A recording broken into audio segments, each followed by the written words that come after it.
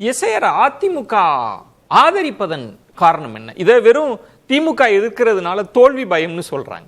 ஆனா பீகார்ல நடந்த விஷயங்கள், இதுல இருக்கக்கூடிய குளறுபடிகள், உச்ச நீதிமன்றத்தில் நடந்த வாதங்கள்னு நிறைய இருக்குல்ல. ஆனா அதிமுக திமுகவுக்கு தோல்வி பயம், அதனால இதை எதிர்க்கிறாங்க அப்படின்னு புரிஞ்சுக்கிறாங்களா? இந்த எஸ்ஐஆர் அப்படிங்கிறது அதிதீவிர வாக்காளர் திருத்தம். இத சில கட்சிகள் ஆதரிக்குது, சில கட்சிகள் எதிர்க்கிறது. அது இருக்கட்டும். இப்போ தமிழ்நாட்டில் மாண்புமிகு முதலமைச்சர் தலைமையில் அனைத்து கட்சி கூட்டம் நடத்தியிருக்கிறாங்க. இதுக்கு முன்னாடி அனைத்து கட்சி கூட்டம் எதுக்காக தமிழக அரசு நடத்துச்சு? தொகுதி மறு வரையறைக்காக நடத்துச்சு. அதுல 63 கட்சிகள் அழைப்பு விடுத்தாங்க. சில கட்சிகள் 4-5 கட்சிகள் பங்கேற்கல, மீதி கட்சிகள்லாம் பங்கேற்றது. அது இன்றைக்கு என்ன நிலைப்பாட்டில் இருக்கு? அது ஒரு புறம். அடுத்து இன்னைக்கு நடத்தின இந்த அனைத்து கட்சி கூட்டம் அப்படிங்கிறது எதற்காக அப்படின்னா, இதுல தமிழ்நாடு முதலமைச்சர் அவர்கள் சொல்லுகிறார்கள் எப்படின்னா, இதுல சில தந்திரங்கள் இருக்கு அப்படிங்கிறாங்க. சரி, ரைட்டு. என்ன தந்திரம் இருந்தாலும் அந்த தந்திரத்தை முறியடிக்கக்கூடிய ஆற்றல் திமுகவுக்கு இருக்குல்ல, அதுக்காக செஞ்சுக்கலான்னு விட்டுறலாம்ன்றீங்களா? மாநில அரசு தானே சார் இதை பண்ண போது. தேர்தல் ஆணையத்துக்கு என்று தமிழ்நாட்டில் அரசியலமைப்பு சட்டம் 324 இயங்கினாலும் நீங்க மக்கள் பிரதிநிதித்துவ சட்டத்தில் பிரிவு 21 என்ன சொல்லுது? திருத்தங்கள். அரசு பணி நிமித்தமாக வெளியூருக்கு போனவங்க, இறந்தவங்க, வாடகை வீட்டில் குடியிருக்கிறவங்க, இவர்களெல்லாம் நீண்ட நாள்களாக 2 இடத்திலும் பதிவு வச்சிருக்கீங்களே, அதை நீக்குங்க அப்படின்னு பல முறை நடந்திருக்குது. இதுல இப்ப புதுசா ஒரு பெரிய இதை கொண்டு வரதுக்கு காரணம் என்னன்னா, தமிழ்நாட்டில் மாண்புமிகு முதலமைச்சர் அவர்கள் சொல்லக்கூடிய இது என்னன்னு கேட்டீங்கன்னா, இந்திய அரசியலமைப்பு சட்டம் 169 அதாவது 324 இயங்கினாலும் மக்கள் பிரதிநிதித்துவ சட்டத்தின்படி 169 படி நீங்க என்ன செய்யணும்?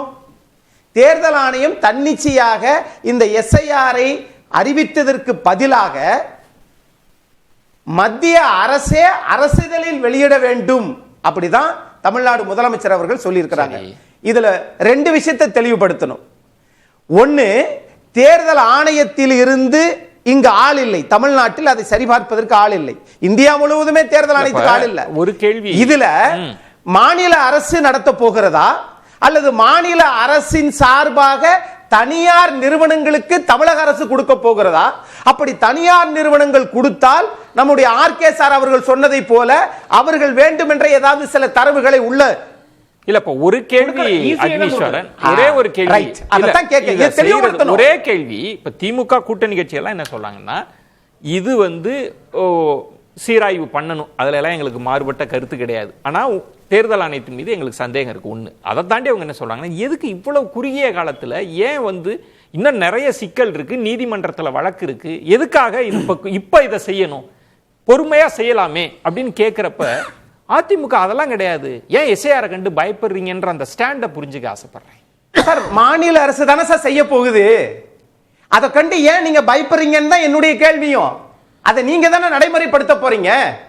நான் கேட்கிறேன், 45 நாளையில 4.5 ஆண்டு காலம் செய்ய முடியாத அரசின் நிர்வாகத்தில் தேக்கத்தில் இருக்கக்கூடிய எந்த துறையா இருந்தாலும் சரி, தேக்கத்தில் இருக்கக்கூடிய விஷயத்தை 45 நாளில் மாநில அரசு மனுக்களை வாங்கி முடிக்கிற போது, இங்க பத்திரிகையாளர் செந்தில்வேல் அவர்கள் சொல்றாங்க எப்படின்னா, 6.5 லட்சம் இது இருக்குது, 6,39 லட்சம் தான் இருக்கிறாங்க.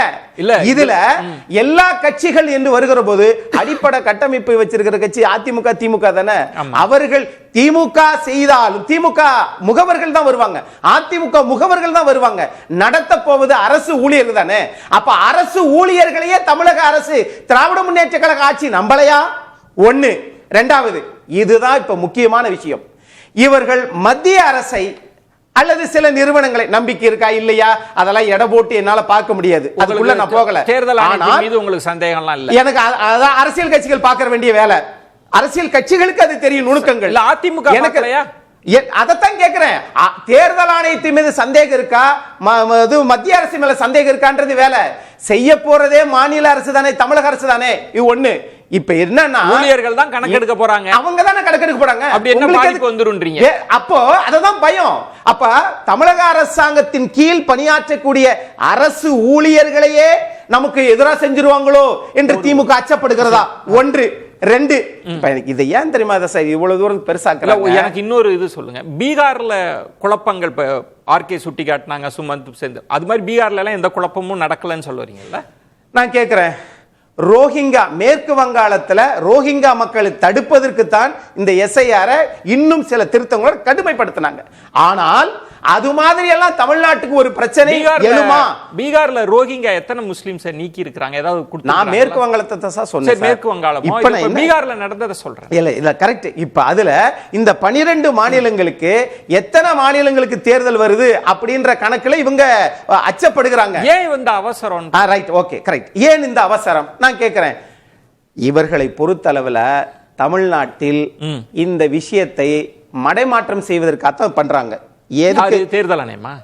மாநில அரசு திமுக அரசியலுக்காக எதுக்குற மாதிரி. ஆமா, ஏன் தெரியுமா? ஒண்ணு சொல்லி முடிச்சேன். எதுக்காகன்னு சொல்லணும்ல. தமிழ்நாட்டுல 207 பள்ளிகளை இந்த திமுக அரசாங்கம் மூடி இருக்கு. அதுல குறிப்பாக சென்னையில 19 பள்ளி. அது இருக்கட்டும். ஆனால் இந்த தீபாவளியில நாம ஏன் கேட்டீங்கன்னா, ஏன் பள்ளிக்கூடத்துக்கு மூடினீங்க அப்படின்னா ஆளே வரல.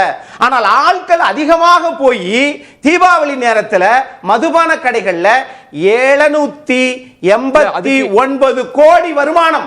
அந்த பள்ளிக்கூடத்துக்கு ஆள் போகல, இங்க வருமானம் வருது. இப்ப என்னன்னா, இதை இவர்கள் மடைமாற்றம் செய்வதற்கு அது மாதிரி மாநகராட்சியில இவர்கள் போட்ட சட்டத்தை எதிர்த்து மாத்தி ஒரு சுற்றறிக்கையின் மூலம் மாநகராட்சியில நகராட்சி துறையில என்ன பண்ணிருக்காங்க? அண்ணா பல்கலைக்கழகத்தில் தேர்வு வச்சு ஏறத்தாழ 800 கோடிக்கு நடந்திருக்கு. முறைகேடு நடந்திருக்கு. அமலாக்கத்துறை 232. அக்னீஸ்வரன், நான் என்ன சொல்றேன்னா, இதெல்லாம் மாத்துறதுக்கு தான் எஸ்ஐஆர் மோசம். எஸ்ஐஆர் அதுல எந்த பாதிப்புமே இல்லன்றீங்க, கவலைப்பட வேண்டாம்ன்றீங்க. நான் இப்படி சொல்றேன், மாநில அரசு தானே நடத்த போகுது. ஏன்னா இந்த எஸ்ஐஆர் எதுக்குறது ஒண்ணு, அனைத்து கட்சி ஒண்ணு, இன்னொன்னு திரு செங்கோட்டையன் அவர்களை ஆதாரத்தை பெருசுபடுத்தி விட்டு இப்படித்தான் நான் என்ன சொல்றேன், இதுக்காக தான் அந்த பிரச்சனை பண்றாங்கன்னா, அப்ப நீங்க உங்கள் மீது இருக்கக்கூடிய எடப்பாடி பழனிசாமி உள்ளிட்ட அஇஅதிமுக முன்னாள் அமைச்சர்கள் மீது இருக்கக்கூடிய சிபிஐ வழக்குகளுக்கு போய் தான் நீங்க எஸ்ஐஆர் ஆதரிக்கிறீங்களா? அப்படி எடுத்துக்கலாமா? அதெல்லாம் வாதம் ரொம்ப நேர்மையா நியாயமா வாதிடுவோம். எனக்கு ஒரு மாநில அரசு நடத்துது சார், அது ஒன்றிய அரசு நடத்துது. அதான் சொல்றேன், நீங்க ஒன்றிய அரசுக்கு பயந்து எஸ்ஐஆர் அப்ரூவ் பண்ணீங்களான்னு நடத்த போறது மாநில, அதுக்கு தான் கேள்வி. வருவாய்த்துறை அதிகாரிகள் தான் பார்க்க போறாங்க. நான் இல்ல உங்க நேரத்துல குறிக்கல, நான் நேரம் வாங்கி பேசுறேன். ரெண்டு கேள்வி. ஒன்னு, மாநில அரசுடைய அதிகாரிகள் மாநில அரசுடைய அதிகாரிகள், தேர்தல் ஆணையத்துக்குன்னு எப்பவுமே தனி அதிகாரி எல்லாம் கிடையாது சார். தேர்தல் ஆணையத்துடைய ஆணையர் உள்ளிட்டவர்கள் தேர்தல் காலம் வருகின்ற பொழுது மாநில அரசுடைய ஒன்றிய அரசு போவாங்க. அதனால இதோ மாநில அரசுனா மாநில அரசுடைய கட்டுப்பாட்டில் இருக்கிறது இல்ல. தேர்தல் ஆணையத்தினுடைய பணிகளை செய்கின்ற பொழுது அவர்கள் யாருடைய கட்டுப்பாட்டில் தான் இருக்க போறாங்க? தேர்தல் ஆணையம் தான் அவர்களை கண்காணிக்க போகிறது உண்டு. நான் ஒரு படி மேலேயே போய் கேட்கிறேன். இப்ப இவங்க தான் ஒரு குற்றச்சாட்டு சொன்னாங்க. இவங்களுடைய கூட்டணி பாஜக என்ன சொல்லிச்சு? திமுக நிறைய போலி வாக்காளர்களை கடந்த 2021 சேர்த்து வெற்றி பெற்றுச்சுன்னு ஒரு குற்றச்சாட்டு வச்சாங்கல்ல. 2021 முன்னாடி 10 வருஷமா அங்க ஆட்சியில் இருந்தது யாரு? அதிமுக தானே. அப்ப அதிமுக ஆட்சி காலத்தில் அஇஅதிமுகவினுடைய அதிகாரிகளின் கீழ் மாநில அரசு அதிமுக தானே துணையோடு திமுக போலி வாக்காளர்களை சேர்த்துச்சா?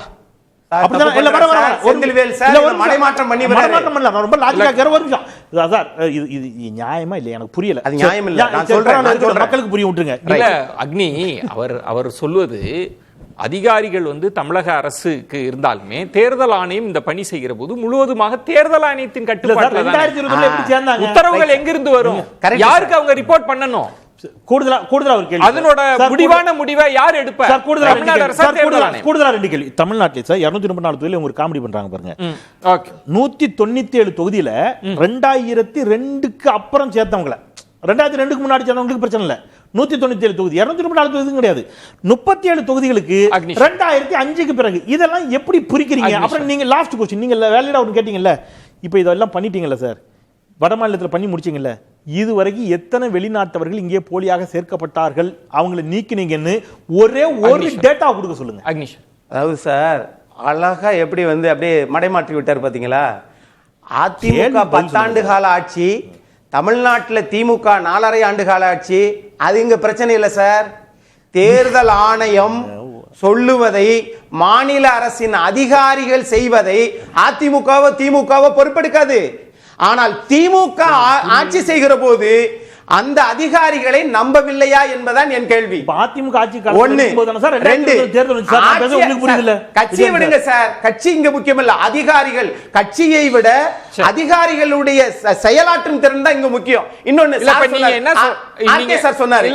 அக்னீஸ்வரன், நீங்க என்ன சொல்றீங்கன்னா அதிகாரிகள் மாநில அரசு அதிகாரிகள் தானே, ஏன் இந்த பதட்டம் அப்படிலாம் ஒண்ணு நடந்துராது. இதுக்கு எதுக்கு இதுல என்ன மந்திரம் இருக்கு, தந்திரம் இருக்கு?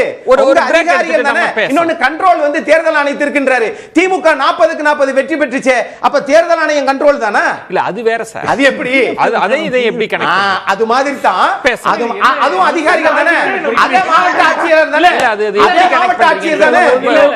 அதே மாவட்ட ஆட்சியர் தானே. ஒரு ஹரியானாவுல மாதிரி சார் சொன்னார்ல,